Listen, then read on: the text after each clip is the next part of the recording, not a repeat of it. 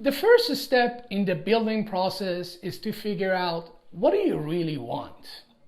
And that usually start with looking at your current home and start pinpointing the things that you don't want.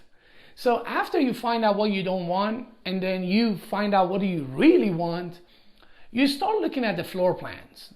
Now, by choosing a builder, they usually have the selection of the floor plan that you can take a look at them and find something similar to what you're looking for and start tweaking them around to exactly what you're looking for. So you need the start point somewhere. What is that floor plan going to look like? And again, it goes back to what do you don't want and then start implementing what do you really want in that floor plan. Based on the builder that you choose, they have the selection of the floor plan that you can choose from. However, you have an option to draw your floor plan from scratch with the architect. And usually your builder is the one that is going to coordinate that with the architect. And after you find out what do you really want in the floor plan, now is the time to go and find out where you want to be, what location you want to be. Now, some people, school district is very, very important for them. And some people, what side of the town they are in is very important.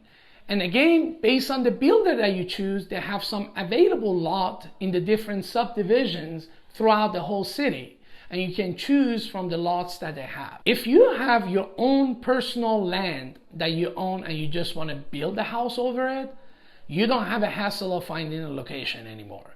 Majority of the builders, they are coming to build a house over your own land.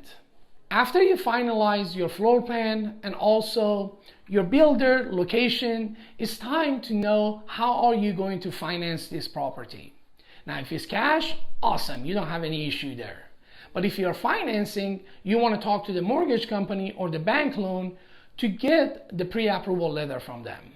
Because builders usually need that before they start the project. As far as the financing upfront, how much money you're going to pay the builder, it varies from builder to builder. It depends on the negotiation that you or ourselves have with the builder.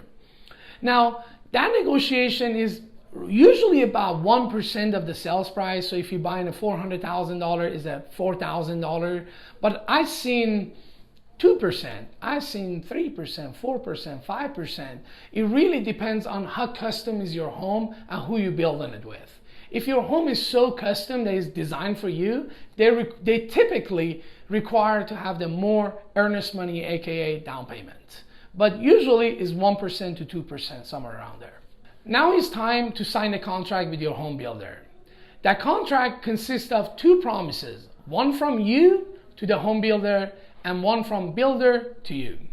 Now, your promises is you're going to pay him at the time that the building is finished. And the builder promises to you is whatever is in that contract. Every contract is different. Now, you want to make sure that contract, you read it in and out. And you know all the expectation in that contract. What are you going to expect from the builder? Because if you talk to the builder and he promised a bunch of stuff to you and it is not in the contract, he's not obligated to do it. And this is one of the main issue and conflict between the home builder and then the buyers, that their expectation wasn't in writing. It was just between you and him verbally talking, and it wasn't in writing. Very, very important to review that contract and go through it. And if you work with a real estate agent like our company, we are overviewing those contracts for you to make sure you know what you're signing.